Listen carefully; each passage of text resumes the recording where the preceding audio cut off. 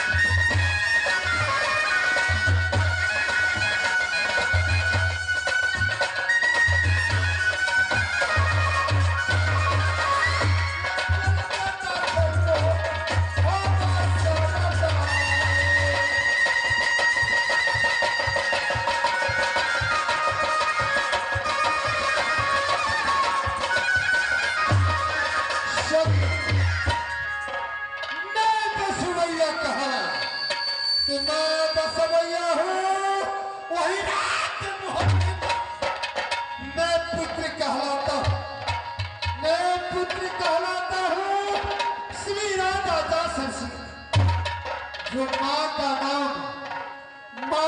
नाम सती जोड़ा और बड़े भाई को नाम मुझसे बड़े भाई को नाम अमर पति हसन पटा और खासे नाम इसलिए अपना किला के अंदर गंगा सिंह के ही नाम से जाने जाते सजना। तो भैया सुनो हमारी बात, भैया सुनो हमारी बात, चल पेला को, चल पेला को, और उधर का सुनो बता, और उधर का सुनो बता।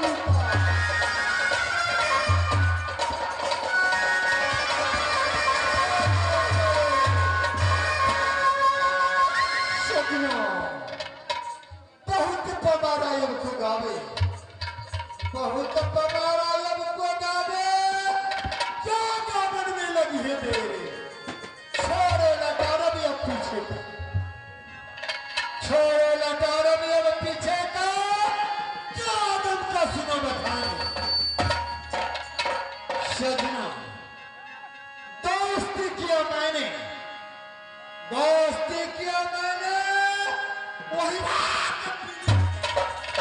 जिनका नाम तुम्हारी अभी जो सुबह में आता तो को हिलाता थोड़ी शाम में आता तो सुबह में ही जाता लेकिन कारण क्या वो आज मेरे दोस्त मेरे यहाँ 7 दिनों से नहीं आए क्या हमसे रूठ गया न जाने 1600 मंत्री मेरे दरबार में निखरोध करता लेकिन आज मैं अपनी अदालत के ऊपर हल्ला हल्ला ही मचा रखा हूं पर एक भी मंत्री को पता नहीं बेहुदा अगर आज है मेरे सामने तो खाल खींच कर भूसा में भर दूं तो फिर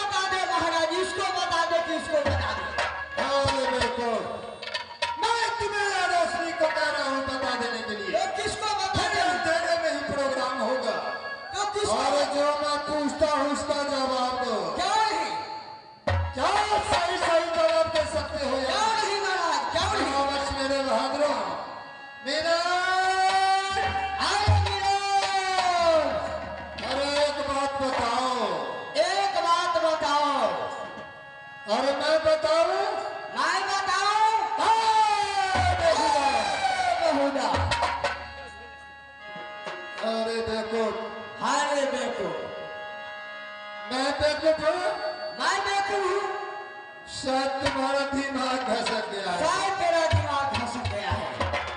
मेरा दिमाग धसक गया है। मेरा दिमाग धसक गया है।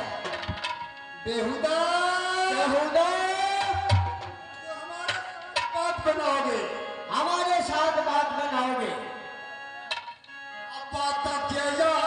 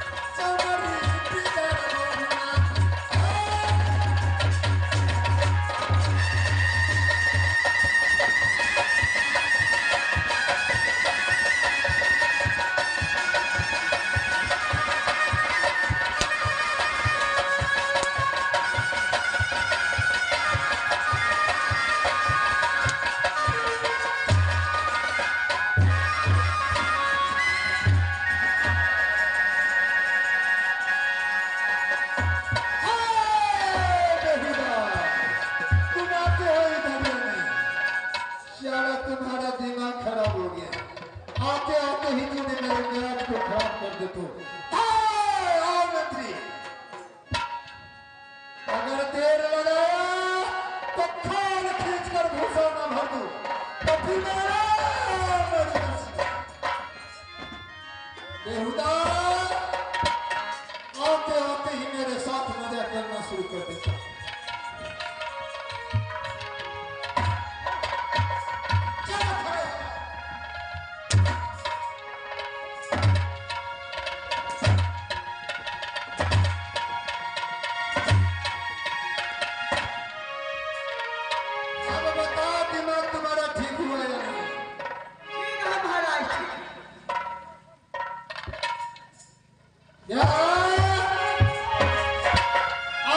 सही सही जवाब दे सकती हो। अब शायद तुम्हारा दिमाग ठीक हो गया। क्यों नहीं महाराज, क्यों नहीं? मेरा बोलिए महाराज। बोलो पहले मेरे राज मोहब्बत का क्या समाचार है बताओ। महाराज सारे राज प्रजे सारे अच्छा है महाराज, जितने भी राज में सारे आनंद है महाराज। क्या नहीं, आशा ही होना चाहिए। क्यों नहीं? पर मेरे बड़े भाई अमरपति आला सिंह का क्या समाचार है? उसका भी बहुत आनंद है अरे महाराज। मेरे भाभी सोना नाना वाली जो है उसका समाचार बताओ। उसका भी बहुत आनंद फिर है। नारद वाली का क्या समाचार है? उसका भी बहुत आनंद है महाराज। हर एक बात बता सकते हो। कौन सा बात है इस महाराज? टाइम बबुआ और इंद्रजीत कहाँ पर है? महाराज अच्छा, दोनों आज मैं आप लोगों के सामने एक छोटा खेल मोरंग का लड़ाई रुदल बिया रख रहे हैं। शमीरा, बोलिए महाराज। एक बात बताओ। बोलिए कौन सा बात है महाराज? दोस्त हमारा तेरी बाबा जिनका नाम गवरिया भी, क्यों नहीं? जो सुबह को आता तो शाम को जाता, क्यों नहीं महाराज? और शाम में आता तो सुबह में ही जाता। क्यों नहीं महाराज? लेकिन कारण क्या मेरा, जो मेरे दोस्त 7 दिनों से मोहब्बत के अंदर नहीं आया। क्या तुम बता सकते हो मेरे दोस्त के बारे में? महाराज 7 रोजों से मैं इंतजार करते करते ना कोई फोन आया, ना कोई चिट्ठी आया, ना कोई समाद आया महाराज। मैंने आपसे पूछने जाते थे, मैं महाराज से कुछ पूछूं जो 7 रोजों से आपका दोस्त नहीं आ रहा है मेरे। अरे बेकोट, क्या तुम भी नहीं देखे हो मेरे दोस्त को? नहीं महाराज। शर्त दोस्त मेरा मुझसे रूठ न गया। मेरा हाँ लड़ाई। कारण क्या जो आज 7 दिनों से नहीं आ रहे हैं मेरे दोस्त? हाँ महाराज। ऐसा करो, तुम जाओ डेट पर खड़े बीटी बजाओ। क्यों नहीं? मैं अपना आवाज मैं खुद से खुद अपने दोस्त को बता रहा हूँ। क्यों नहीं महाराज? मेरा दोस्त मेरे आवाजों को सुनते हुए रात पिंजरे से रात मोहब्बत को आता है या नहीं? क्यों नहीं महाराज? बहादुर, महाराज की राय जय हो। हो, जय हो, जय हो। कारण क्या है जो मेरे दोस्त 7 दिनों से मोहब्बत के अंदर नहीं आया? खैर, मैं एक बार अपने दोस्त को आवाज लगा रहा हूं। हथौड़ी है,